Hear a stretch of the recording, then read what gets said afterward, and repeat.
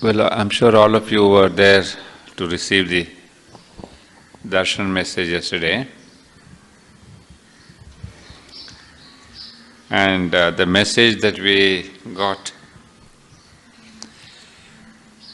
is an extremely beautiful one. In fact, it was quite in continuation of what we were speaking on the third day, when I was pretty much strong on telling that let's not claim to be sadhaks of integral yoga, because sadhana is a bit too far for us, too many things to be done, too much to be done. And what Nalinida had told us when we were kids was, let's not try to be sadhaks. He says that age of being sadhaks is gone, is over. Now with the coming of the mother, the best thing we can do is to be the children. So he said, try to be the child, the mother's child. So since then, it was mid-60s, I have understood the meaning of wanting to be a child more and more. Because the relation between the mother and the child, and the relation between the master and the disciple is quite different. And the relation of master and disciple is almost to the old yoga, where you have a guru, then you become the disciple, then you practice all the austerities, disciplines and all that. But the very fact that this time we have got the mother as everything, as an incarnation of the divinity, as a spiritual guru, as the mother for our needs. So obviously the reason for which Aurobindo brought down the mother this time was to prepare human beings as children. Because children, what is perhaps the most important word you would connect between mother and child?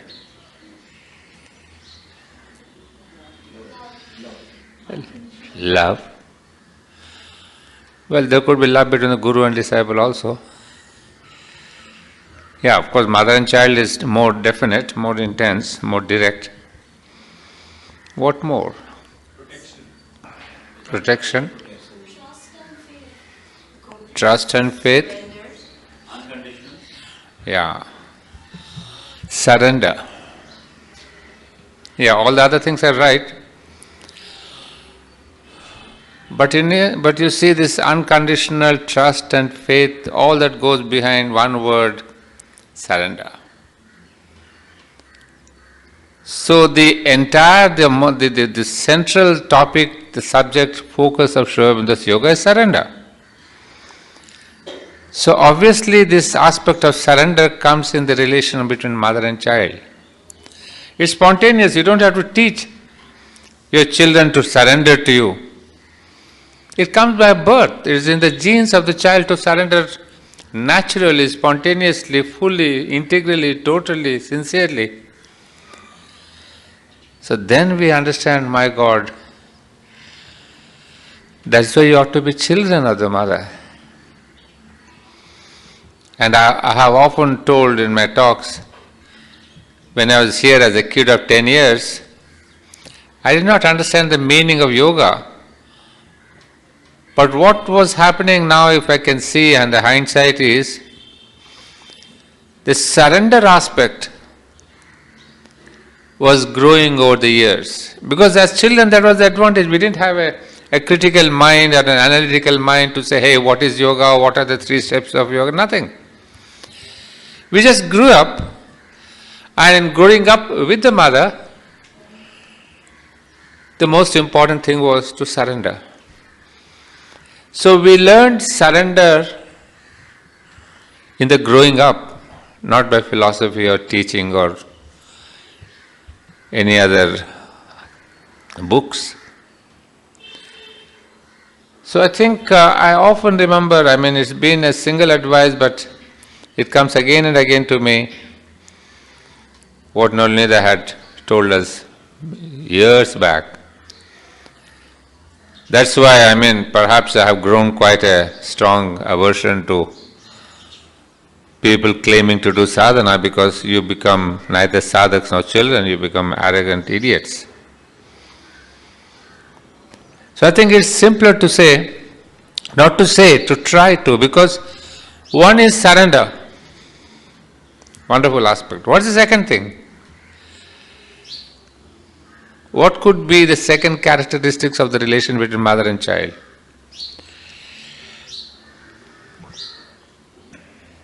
Obedience. Obedience. Opinion. You're pretty close to it. Faith, all that faith, trust, unconditionally it goes in the question of surrender. But what is the kind of relation that they have? Intimacy? Innocence? Love? The child never hides anything from her mother. So she's open. They're very close to it, there's one word. Connectedness. Another word for that? Being one with Oneness. How does it come? Identity. What's most important? The child comes home, and what does he do after the school? He plays, and then he goes first to mama and says, "Mommy, this is what I've done in the school, this is what..." What does it mean? The communication. This all that you have said, connection, faith, etc., is a spontaneous communication with the mother. We speak to the mother, we talk to the mother, we communicate with the mother, we complain to the mother, we quarrel with the mother. But all that builds up a relationship of frankness, of openness, of submitting, confessing your problems, your weaknesses. And so it's such a beautiful relation that you communicate, you tell. With a guru and master, you don't tell. You're afraid of the guru and say, you just hide yourself. You don't tell your guru all the wrong things or the bad things. But a child, but as he grows up, the child also stops communicating. He doesn't tell anymore. As he grows up, but as a child, the spontaneous communication. So remember, these are not simple things, these are very, very deep things. Surrender, communication. And out of that builds an intimacy and love and relation fine. So precisely in yoga, or in our integral yoga and our relation, I realize now why Sri Aurobindo brought in this question of the mother. You have to do two things, practically, daily, hourly, you communicate, you talk to her, speak to her. Mother, I am going to SACAR, I don't know what I am going to understand. What is Mr. Reddy going to speak? I don't know. Talk to her. And then you have a spontaneous surrender. Pucho jo puchna hai, mango to mango. That's a very, very beautiful relation in the present times when the things are so complex. There are so hundreds of teachings are there, hundreds of ways are there, people, each guru will tell you something. But what we are interested in is surrender. And it is in this relation that you become a child. So what the mother and Sri Aurobindo are telling us now is to become a child of the mother. But it doesn't mean, as you said very beautifully, you don't lie to your mother. But as the mind develops, you start lying. You see, the mind is the twist. The falsehood is brought in by mind because it knows how to hide itself. But when a child 8, 9, 10, he doesn't say, I'll hide anything. So that transparency is again a character.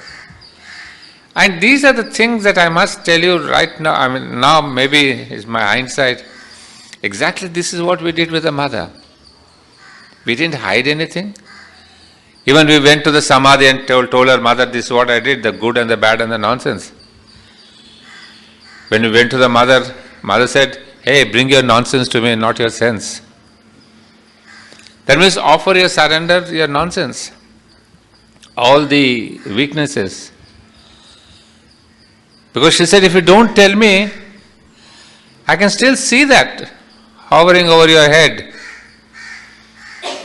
Why don't you better tell me? Because if you don't tell me, even then I know what's happening in you, the good and the bad and all the cloud around your head, the black cloud. So she said, be transparent. Tell me. It's only when the child goes and says, Mama, I'm hungry, that the mama will give you food. If we just sit in a corner, what will happen? So you have to tell her, Ma, I'm hungry. Give me some food. That's exactly what she did with us. She said, children, tell me what is it you want.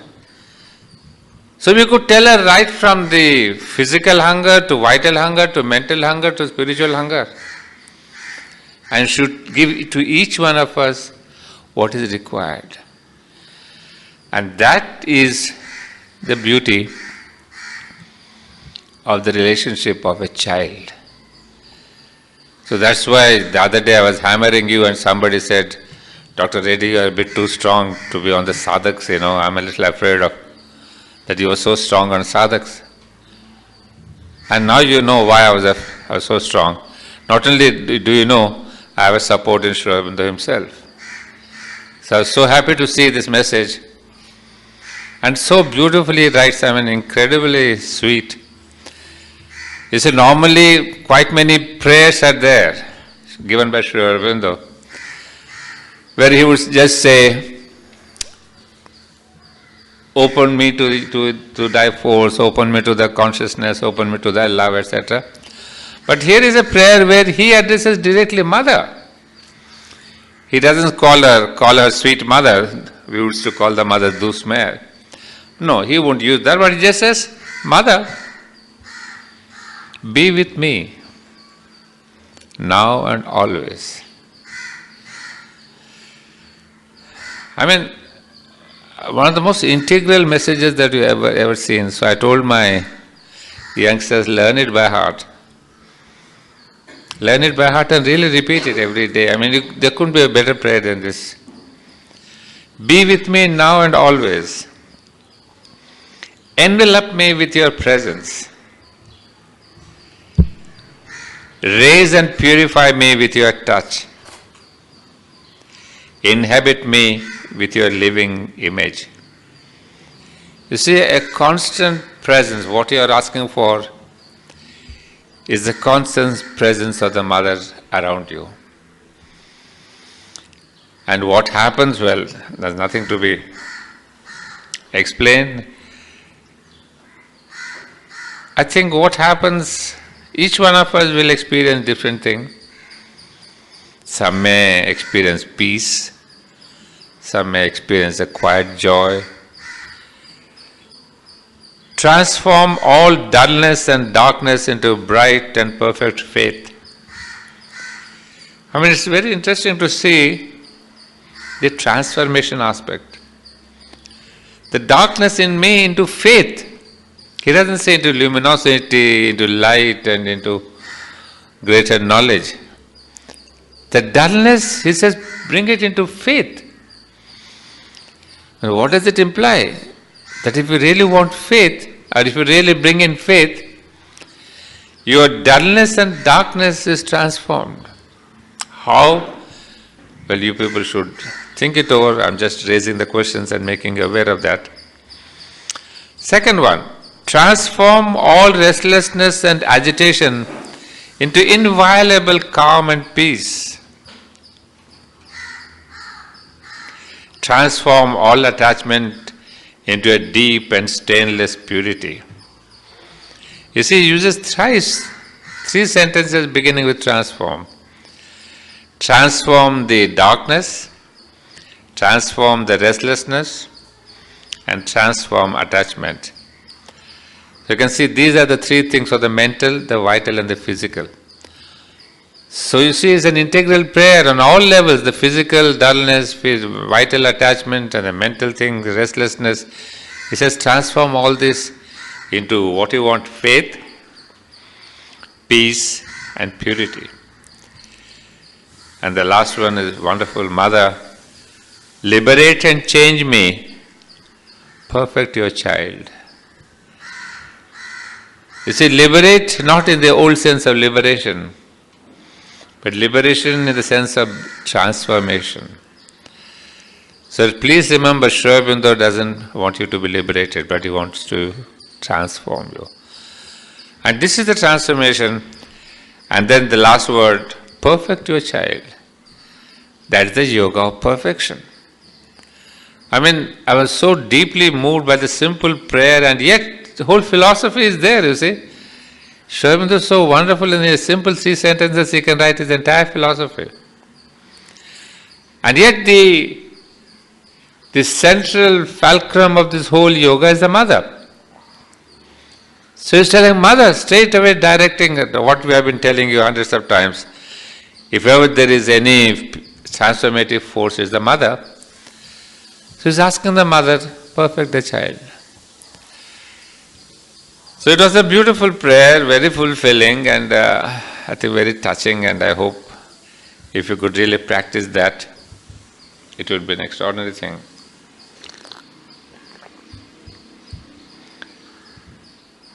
Well, coming back to, I think after you read all these things,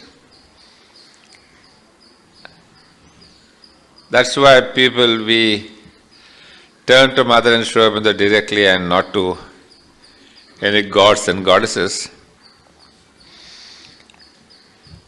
Because I don't know if any god or any goddess can really give me transformation and this perfection. So it's a very almost, a psychic prayer, Well, coming back to what we have started, the gods and goddesses in Savitri.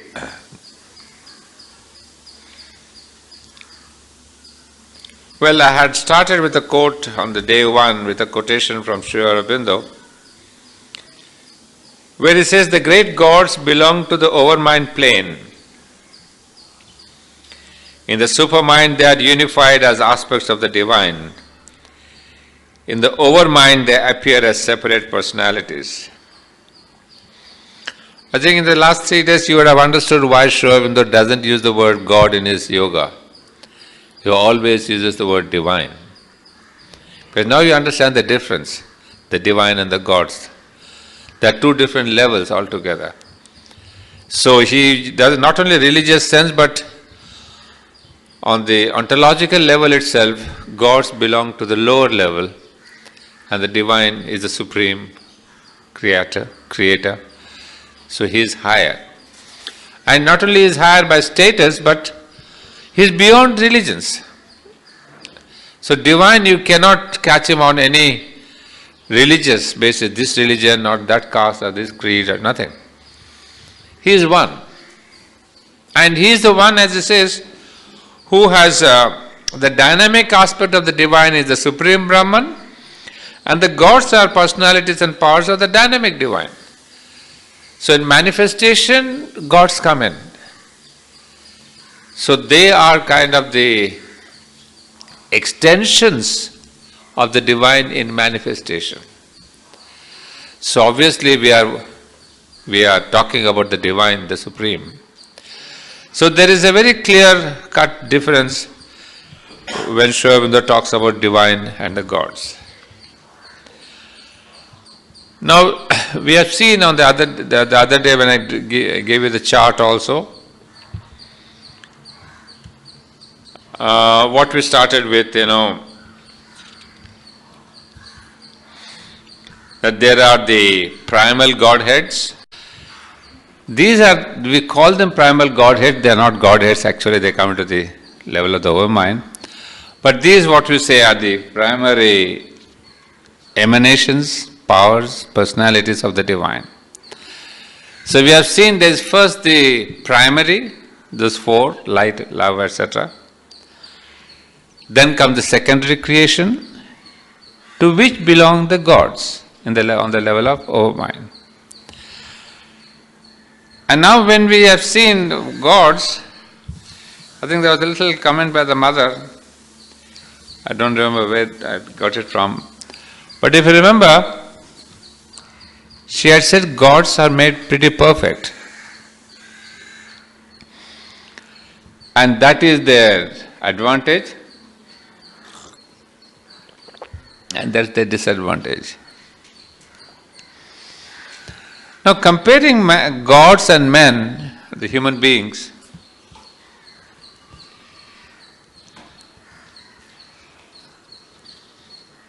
whom would you prefer? Now? I didn't get you. Now human beings. Why, after attending the class? Yeah, why is it we prefer human beings? What is the characteristic of the gods? Because there is a possibility of progress and transformation, whereas the human being has the possibility of progress and transformation because of the psychic being, which is the aspect of the divine. The psychic being, fine. But what is the nature of the gods, basically? They're limited to their Domain, function. What is the, okay, that's the function, but what is the nature? They're more like landmarks and road signs, just there. No, you are giving them about the function, but what is the characteristic, if I say? Psychic, I would not call it the characteristic, but... So they are perfect. They cannot change. that of course we have seen. They are typical. Yeah, tribal. They are tribal and all that is fine. But if you like gods, yes or no? You like God? Yes or no? You are afraid of them. Oh. You are afraid. So good. That's a very, very frank answer, yes. Most people are afraid of them. And of course, I'll bring in the passage from Savitri, but I'm just keeping it later. First, let us discover what's happening to the great gods. They are afraid. Okay, let me start from where you started. You are afraid. Why are you afraid of gods? So actually some of them, their form itself scares me. Like, some of them are not aesthetically pleasing to me. Because of that you are afraid. My initial fear is of that a God who looks that scary, why should I want to worship him? It's like he's going to rain blows on me. No, that's the case only in the Gopurams of the South Indian temples, Yeah, not necessarily. That's my first. But Durga is beautiful, you see. Yes. With all that lion thing also, she's beautiful. You fall in love with her. To an extent. To an It extent. comes because they're all powerful. You can't do anything. I guess because of fear of punishment. Fear of punishment. So you have the relationship with gods is that the fear of punishment. And okay, you have the fear of punishment, but can't they wait to see that you can rectify, can pardon you, and then it's okay, give you a second chance, third chance? Do the gods have that character of be patient? Can we call them impatient? They are patient? So they are patient. So you don't have to be afraid. Why are they afraid if they are patient? Well, yes. Let's take the aspect of patience. A direct question. Who is more patient, the God or the human being? The gods. Pardon? The gods will be more patient. Gods are more patient. Their sense of time is much wider than human beings. Very But it may go beyond your time also. See, if they wait for 100 years, it's not relevant to me. No, but that question, what did you say, the patient? That's human beings, you said, no? No, what was the answer? You compared human beings are more patient or gods are more patient? You said gods are more patient. Because human beings I think are very impatient. Now, let's just see the question of patience. How do you develop that? How do you develop patience? If You you say, have okay. trust, if you have trust, you can be more patient. If you have? Trust. Compassion.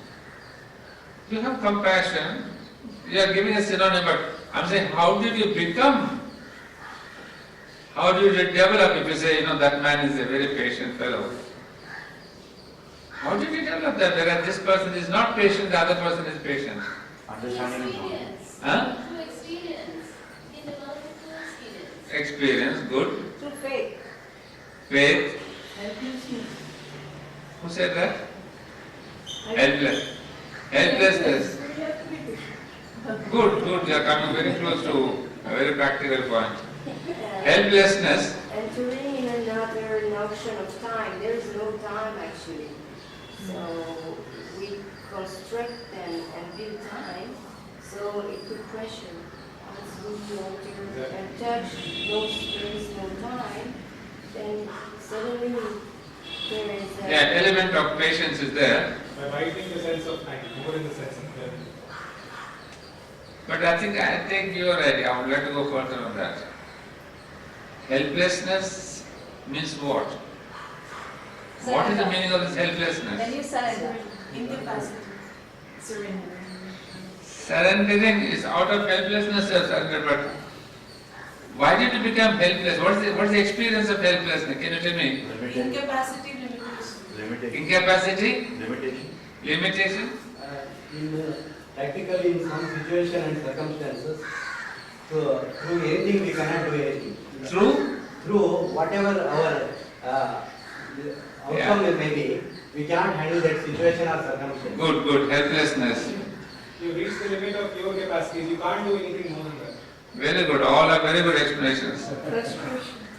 But my question is, tell me simply, when you are helpless, what's the condition? Are you happy or you are happy?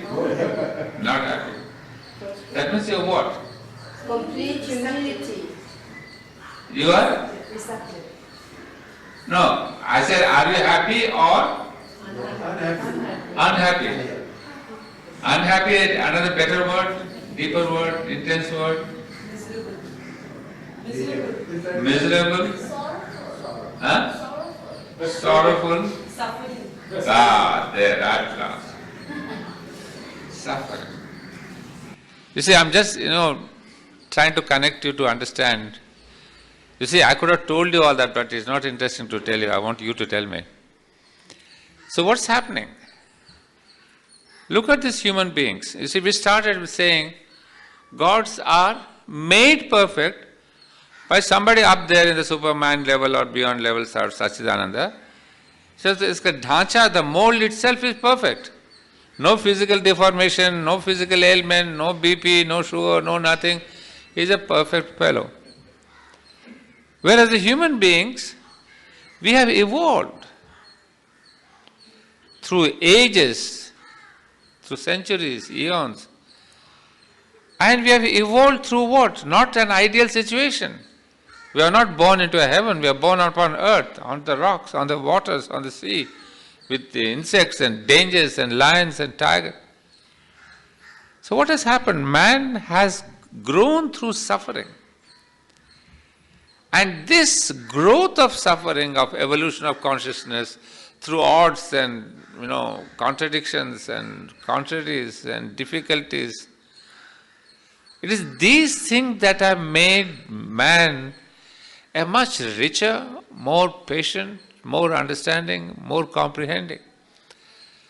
So what happens is basically he turns out to be a patient and what Aurobindo would also say, forgiving. That's why you said you are afraid of gods because they are not forgiving, they immediately punish you. So if you see this aspect of patience and forgiveness, obviously the human beings score better because of their evolutionary growth. You see, as you said rightly, experience. So this question of the experience of the human beings through ages is that it has made man patient, forgiving. Somebody also said the question of being humble. So these are the positive qualities, humility, forgiveness, patience, and positive qualities which are essential for what? Which are good for or essential for? Transformation. Well, before that, a simpler word for a spiritual life. So you see, these are characteristics that are really important to turn to a spiritual life. You see, that's how we see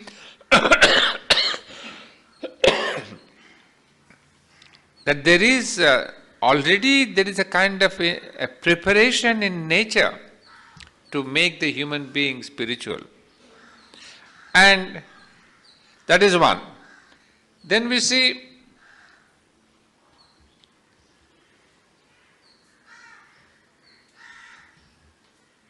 Aurobindo brings out another aspect here, that when one of the primary differences between gods and men is again another thing. This is of course what we said about the character. What is the other important thing that is the difference between man and God?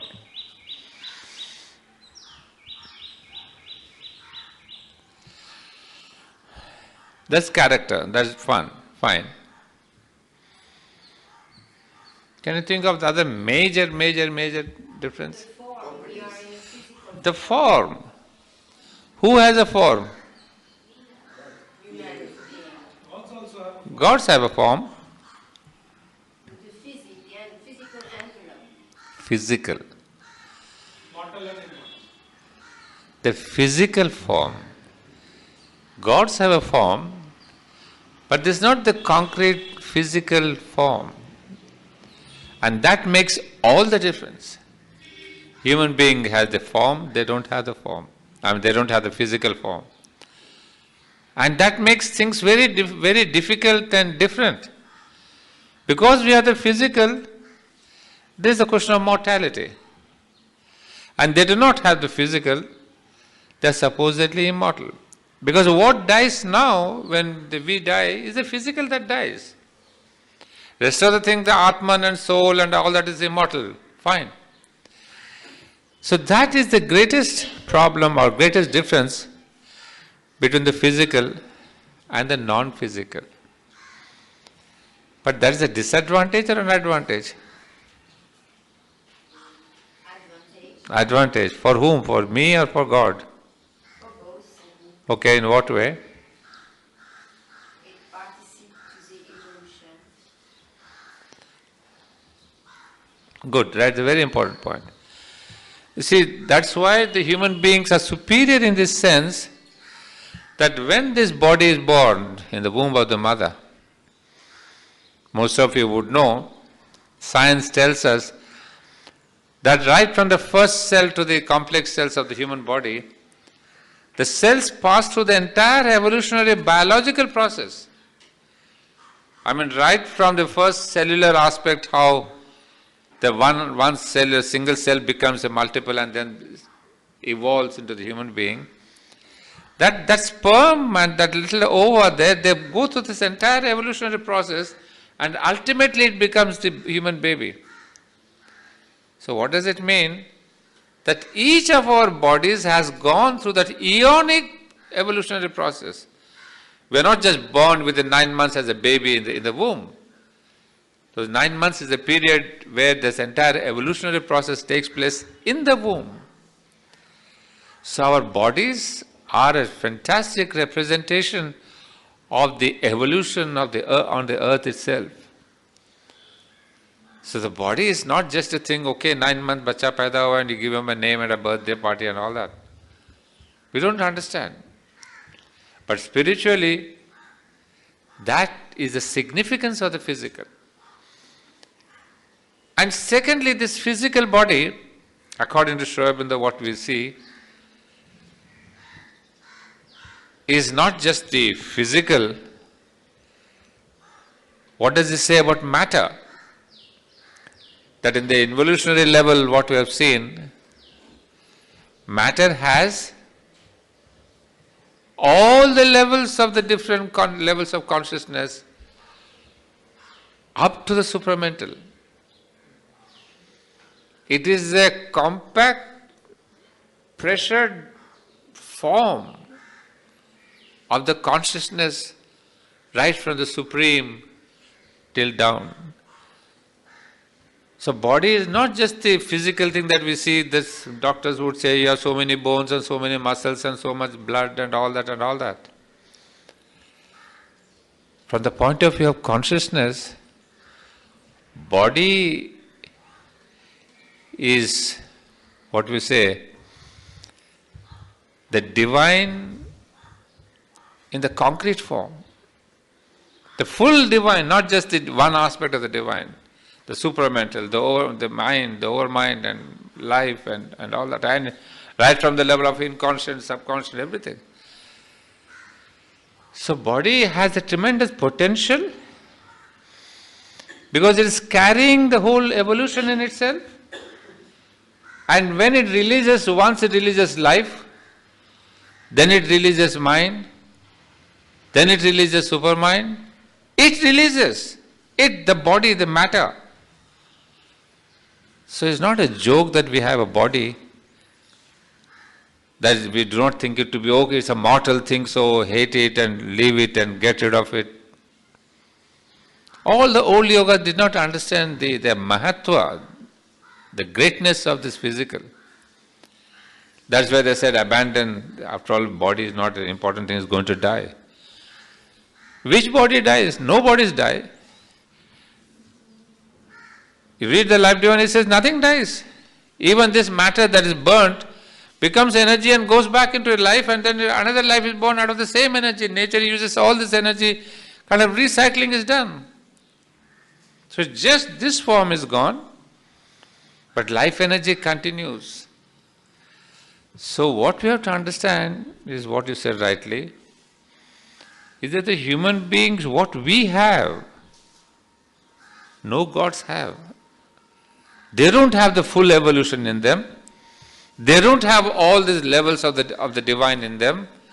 It is not they who have released life and mind and superman. They are not going to do that. They have nothing to do with superman. They perhaps may not be even aware of that. Whereas the body may not be aware today. But yes, today after 1956, the body also is releasing bit by bit the supermind. So how would you grade body gods and men? Obviously. The human beings, the body is immortal, fine. But ultimately, the body is the womb of this entire creation, right from the below upwards, and the future. The past and the future are both embedded in the body. So this is the importance of the body, because of which we have to take care of it, keep it well. In the question of, the wellness of the being and all that is there. But we have to understand the philosophy why. If you don't understand the philosophy of why of the body and why you keep it, well, people go to Jindal, reduce 10 kilos of weight, people go here and there. We want to be slim and nice and is looking good and beautiful and attractive. Is that the reason why you want your body to be beautiful? No. Body has to be kept because it is my treasure box of my future. Of course, the treasure box has to have a fantastic foundation. So keep the body well, happy, so that it may release what is within. You almost kind of invoke and say, hey, my body, release your higher consciousness. Don't keep it embedded within you and blocked within you and locked within you. So the second point, what we consider mortal and thereby disadvantage is the greatest gift of man. That he is greater than gods, not only because of the psychic being, but also because of the very body. To turn the tables on the gods and say, sorry, you don't have the body, we have the body. So it's kind of to say, we have the divine with us, you don't have the divine with you. We have the divine with us both ways, the direct descent of the divine as a psychic being, the Atman, and the evolutionary process of matter, which is the treasure house of this entire consciousness of the divine. So I'm sure gods must be jealous of us. And therefore you would say, hey, you are greater, but nobody told them that we are greater until Aurobindo came and told them. So they must be angry with Aurobindo, hey, you are the first one to have revealed our weakness. Till now we rule the world. We said we are superior, we are powerful, we can punish you and all that.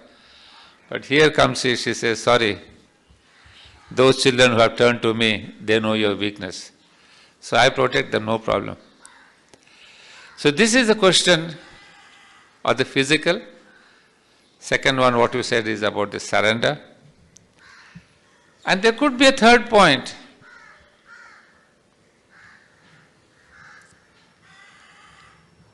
I mean, physical we have seen, the psychic means two most important things, the inner and the outer.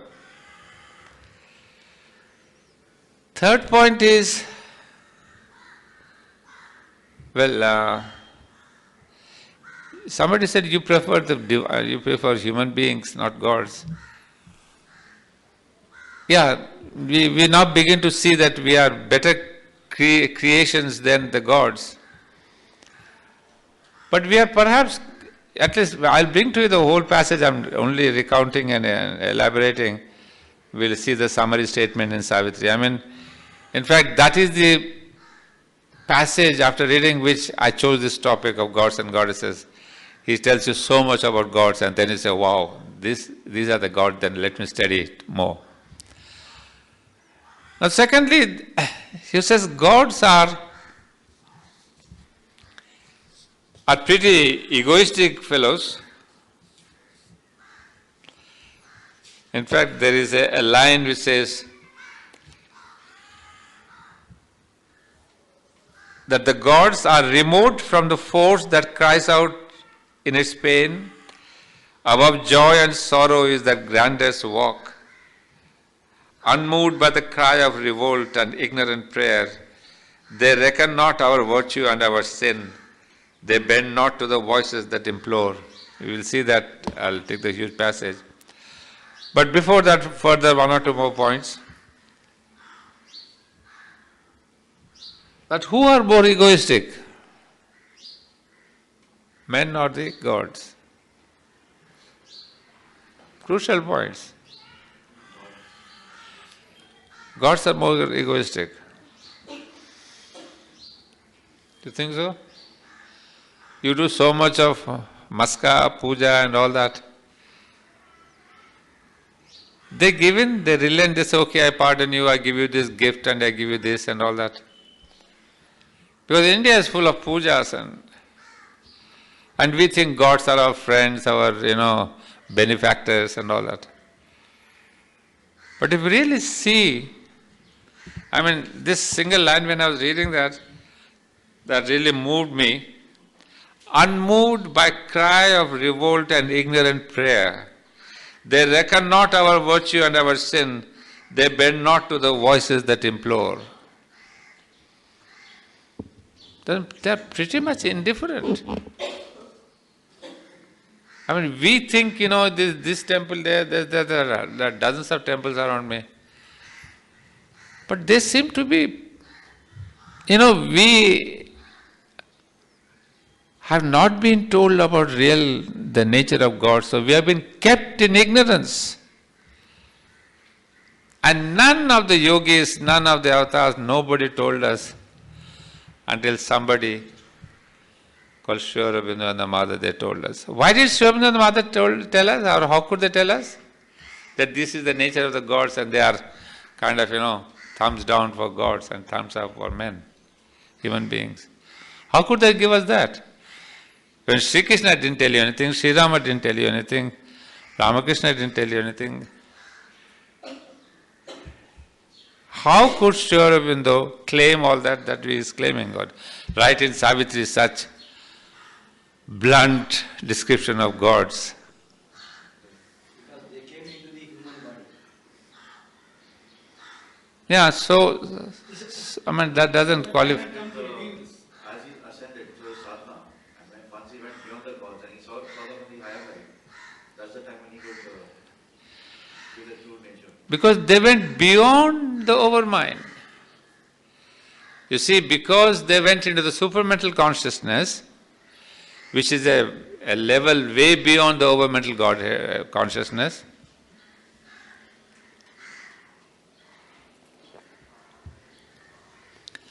that they could understand what is the nature of these gods. Standing below the gods, you cannot understand their nature. You always see them something superior, higher, greater, and only worshipful all the time. But when you go above and look them down, look down upon them, you do the other way. You don't look up to them, you look down on them. But then we will come to know what are the fallacies, what are the weaknesses. So from that level he says, they are more egoistic and egoistic also. Sir, gods are egoistic. Who? Gods. Gods, yeah. Do you mean devatas? Yeah, gods mean devatas, yeah. Are they really egoistic? I think that's a good question. Are they really? Limited, and the more limited you are, the more egoistic you are. Probably. Yeah, but you see in your Ramayana, in your Mahabharata, you see, not of course, you don't see Mahabharata story, but you see in all these temples, they are beautiful, giving you all the time Ashirvad and Aap jo mangte ho, giving you all the things. How do you call them egoistic? Yeah, I think that's a good question. Your explanation is philosophic, but we have to find something more. How are they egoistic? They have been given control over a certain domain or some energy, so they just live in that. And they think they are the masters of that energy, and that is their field of work. That's it. So they don't think beyond that. That is their ego and separation. No, I'm sorry, one word, what is it? That is the master? They feel they are the masters of that domain or that power. Yeah. Beyond that, they don't think anything else. It's just that this is me, totally separate. Yeah, you are on the right track. The egoistic, sir, as you have mentioned, they have actually cut themselves off from the original consciousness, thinking that they are all that is there. No, but you are mixing up the primary powers and the gods.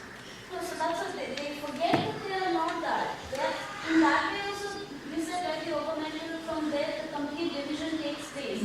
So they are, divided from the primary or supreme consciousness, and there is the first hint of the ego.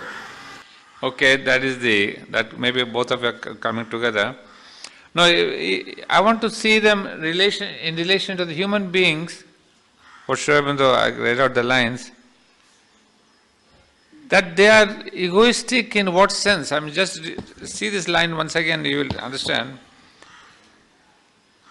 Unmoved by cry of revolt and ignorant prayer from the human beings, they reckon not our virtue and our sin, they bend not to the voices that implore.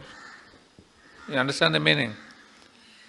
They do not bend to the voices, that implore, that pray, Bhagavan, mujhe help karo, I am in dire need. Then they are unmoved by cry of revolt or ignorant prayer. हम सोचते हैं प्रार्थना करो, temple में जाके ये खिलाओ, वो पिलाओ, ये दे दो. If I want to use a bad word to the God, they damn care what you do. They don't care for your prayers, your virtue or your sin, or your voices of imploring. What does it mean, these three lines? Huh? They have a robotic function. Robotic function, yeah, but a better word I'm looking for.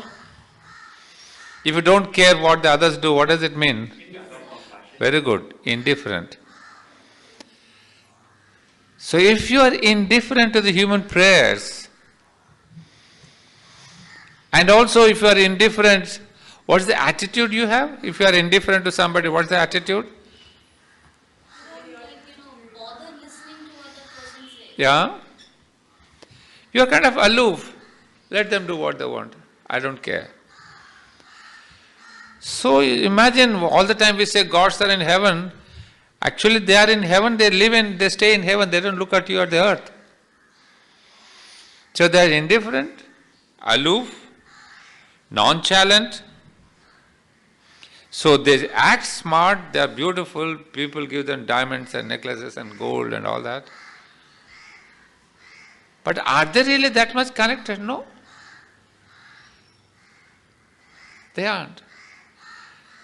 So, somebody who acts indifferent and aloof and thinks no end of himself, what do you call them? Egoistic. As simple as that. So they are egoistic because they do not look at you, they don't bother. They act as if they are the smarter creatures. So you say, yaar, bada gamandi hai to. And that gamandi is nothing but egoistic. But they are not violently egoistic. What is in the language of the Gita? It is sattvic ego. दिखाते हैं अच्छे हैं, quietly बैठे हैं temple में, waiting for your food and prasad and all that. It's called the sattvic ego. Human beings have a rajasic ego and tamasic ego. So it's better to have a rajasic ego than a sattvic ego. Because why is it dangerous to have sattvic ego and not rajasic compared to the two? Who? You see, in sadhana also Sri Aurobindo tells us, take care that you do not have the sattvic ego. Sattvic ego is nothing but, I am greater than you. But I'm not aware of that. Whereas the rajasic ego, somebody says, yeah, damn fool, you are an egoistic fellow, give you a good slap and you will be all right. But sattvic ego is one which thinks that I am all pure, all sane, all perfect, all divine, all. It is not available, not changeable. It's not irremediable, right? Very good. It does not want to actually change. It does not want to. While Rajasi ego can be changed, at least we can realize that we are egoistic. Very good. We want to change. Very good. We are all good philosophers here. Nice to see that. Yes, very right. At least somebody can tell the human beings, you are all foolish, egoistic fellows, and you can go to a guru or a teacher or somebody and can give you a good slap and you get rid. But who's going to tell this fellow who says, I am all perfect? So he doesn't want to transform, he doesn't want to change, he thinks I am all perfect, then he'll say, sorry, thanks for the advice, I don't need it, I'm pretty much fine. Gods have this kind of a sattvic ego, who are aloof, indifferent, and therefore, in that realm also, we stand a better point. So till now gods haven't got anyone by any point. Till now I think it's the human beings who have gained all the points. And then the human being, he has a rajasic ego, fine. But with this ego also he has strokes of sadness. strokes of despondency, side of disillusionment, moments of sorrow. I mean, we may be having all the divine capabilities, possibilities, the psychic being and all that, but sometimes we get into sadness and sorrow. Of course, sometimes many people get more times. But what is the role of this sadness and sorrow in this so-called psychic being, in this fellow who has an Atman and all the Brahman and all that? So what's the need of this sorrow and this sadness and this question of disillusionment, depressions and all that? Is it required? Why is it required? So at that moment, the ego actually feels that it is small and you can feel yourself expanding. So the minute the psyche grows in you, the ego realizes that its work is being decreased, and it is then that you feel the sorrow. So in a way, you're actually expanding, and the ego is sort of shrinking. Pain is the hammer of God to break the dead models of the system. Well, I think Ondila has been recently my PhD student. She has just completed her PhD. You can see her understanding is good. She has learned things from me. Thank you for that. Yeah. In fact, this gross ego that we have, Rajasic and Tamasic, and this sorrow and all that, pain is the hammer, it kind of makes you realize your own imperfection. You see, unlike the gods who think they're all perfect, we're not carried away by our own psychic being, that I am the Atman, etc. Because we need to be realistic about our own weaknesses and all that so that we can transform and perfect them. So this perfection is necessary, for which this pain, etc. is a kind of a reminder to say, hey, you have a lot to work on yourself. You have the potential, you have the Gandiva with you. The Gandiva is the soul, the divine Brahman is with you. But use it. What's the use of putting the Gandiva down and say, I will not fight? That's what that famous fellow did that. Who is that fellow? Arjun. We are all the same Gandiva, the Arjunas. If we just put down the Gandiva, our psychic being, we do not use it to fight the foe, to fight the adharma, to conquer our own weaknesses. The psychic being is nothing but is a weapon of the divine to fight your weaknesses, to transform yourself. So if you don't use it, then Sri Krishna has to come and tell you what to do. So we have this question of the psychic being, the sorrow, etc. And there's one last question. We have said about the body. I think I'd like to take back because it's one important point. We have seen the physical having its advantage of the evolutionary process is there, the past of this entire evolution is there, and the future of this entire evolution is also compact in the body. Now the body, what's the structure of this body? How is this made?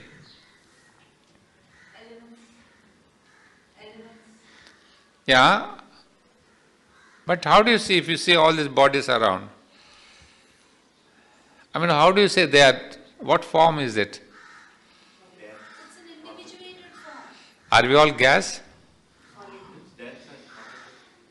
Concentrated, dense? I said it's individuate, Individual, fine. But what is the state of this, if I want to call it maybe? Huh? It's a gross state. Gross, but a better word than gross, I mean more. Only vibrations. Baba, I am not seeing the vibration, I am seeing something more. Something more what? Concrete. So this body is something concrete, gross, rigid, fixed. You know, it doesn't go with the wind this side and that side. It's a solid thing. And this solidity, or what we say rigidity, is what is advantage. Aurobindo and the mother would say, it is a fortress. It is a fortress for the inner consciousness. As she has given us many examples, that when, you see, for example, in our own dreams, sometimes we go into different directions and some fellow is chasing you. You have a nightmare of a thing that somebody is chasing you. What do? Immediately wake up and then you realize that you are in a body. You're safe. That fellow is not with you anymore. Not chasing you and hunting you or killing you. So mother tells us that the body is a fortress. So even in the dreams, when we get into the vital worlds or other worlds, when there's a great danger, we jump back to the body and we wake up and it says, my God, I'm safe. So this body is a kind of a safeguard. And even then she would explain that when we leave the body, the vital being that is there, after the physical is left behind, no, not the physical, not the vital, the psychic being. Why does she say, do not weep on somebody who is dead? If we interfere with the process of the soul of this person to evolve on another plane. Yeah, not only to interfere, but she puts it in a very pragmatic manner. She says, if you weep for the person who is dead, then you see, when you are in the body, when somebody weeps and you say, hey, Undrila, don't weep, I am with you. You know, kind of go and really touch the person and comfort the person. So when you are weeping, when somebody is weeping for the dead person, my psychic being will have to go to that person and say, don't weep. But how will my psychic being go and touch her on the head or him on the head and say, hey, don't weep, I am with you? I have no connection. Because in the physical I have a connection. I can touch her, I can go and handshake, hold your hand. And then that gives a greater disturbance to the psychic being. That I cannot comfort anybody and I don't want my close ones to weep. But I am unable to comfort you because I have no body with me. So she says, please don't cry. You are crying for the person, but you are making his soul weep. Not only you are weeping, you are making his soul weep. So don't weep and howl at the things, crying at the things. So what I want to again gather here is the body is a very important thing. That we have a rigidity, a rigid body, fixed body, where there is the entire consciousness. The psychic being is protected, the inner consciousness is there. It also comes out when it requires. And even in the dreams, it doesn't allow us to go too far, astray from everything. And of course it became a kind of a little hindrance when the mother was talking about her own physical transformation. She was telling, you see, I have the last stage. She said she has been transforming organ by organ. Her lungs and her heart and this and that. Then she says at one point, she says, I have a very crucial technical problem. That if I take out the spine and put this energy, because she was replacing each organ with an energy from our chakras. So for the heart chakra, she would replace the heart chakra with the lungs and the heart. So because after all, essentially, the doctors may tell you anything, but what is a heart? It just supplies with an automatic movement energy to the body. The lungs also do all that pumping and all that, supplying energy. And we have already those energy points. This chakra is there, this chakra is there. In fact, the divine has created these chakras as your dynamos of energy. In the future body, when these organs are not there anymore, we still require energy, but these are the dynamos, the chakras. So she says, these chakras were created in the beginning of beginnings for the sake of the end of end. When the supramental body comes, these will be the energy dynamos. So mother already started using those dynamos. So she started using one by one and says, okay, I don't need the heart, I don't need the mind, I don't need this thing. But then she says, how do I replace the spine? Because if you stop this spine, she was telling the narration, or if the function of the spine is stopped for a split second, body will collapse. So she says, I have to find that kind of a rigid energy which can make the body stand up again. There need not be spine again, surely not necessary. But something that can hold this physical body up. So what I'm trying to elaborate is that the rigidity, the stiffness of the body is also its own plus point. It's not negative. It is there in evolutionary point of view, it is our plus point that we are able to stand up, unlike the animals which do not and cannot stand up. Standing up itself has been the sign of our evolution. So she would say, this consciousness in the body undergoes transformation because it has got, if I can say a very clumsy word, it's a kind of a factory. For all work to be done, the soul is doing its work, the psychic being, the vital being, everybody. And also one of the things is that this fortress is so strong that the vital forces cannot enter and harm you. You see, otherwise, those whose body is very weak, they invite these forces. When they come, they attack you. They can penetrate your body because the body is so weak that it has given in to the influences of this other thing. So one of the other reasons for a strong body is it can stop these vital hostile forces. And then your famous gods do not have this strong body. So they're not that they're open to attacks. Of course, they are beyond these vital beings and all that, so they don't get the attacks. So for us, this body is also very important, and it is a kind of a reservoir of energy, a fortress for keeping us safe, and a factory house for creating new experiments and experiences in the body. So we have seen ultimately who wins? The human being. So it's perhaps in that sense, Mother told us the time of the gods is over.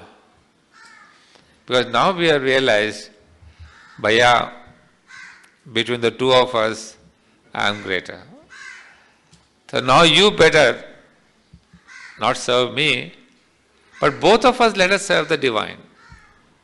All these days I served you, but now that I realize you are not that great, you may be great today and tomorrow, but there will be a time when I'll cross over to the Superman and telling you bye-bye over mental godheads. तुम वहीं के वहीं रह गए, हम पार कर लिए. That's exactly what Aurobindo and the Mother have come to do. To cross beyond the gods. They have done it. They have chiseled a path into the supermind, telling the human beings, you are essentially greater than gods. You can go beyond them. So do not be subservient to these gods, because in that subserviency there is fear, there is this loss of independence. You don't stand. You see, when you say stand on your own feet, it's not the question of physical feet and the vital feet and the mental confidence. You talk about all this confidence and all that. But the most important thing that you should be confident about yourself is that you have the divine with you. So let no God be with you, doesn't matter, don't care. But if you stand with the divine, that should be the basis of your confidence. And standing with the divine is nothing but standing with the psychic being. So we see the whole battle has now, we suddenly realize the potential of the human being, and Savitri is that marvel of a book which gives you the full potential possibility of the human being. So it's not just a book about Savitri's story and Satyavan's immortality. I mean, there's so many things that you can read into Savitri. It shows you how you are greater, why you are greater, what's your potential, what you can do. And who has led you, who has come to lead you? Savitri and Satyavan and Mother Aurobindo. Yep, so let's take a break.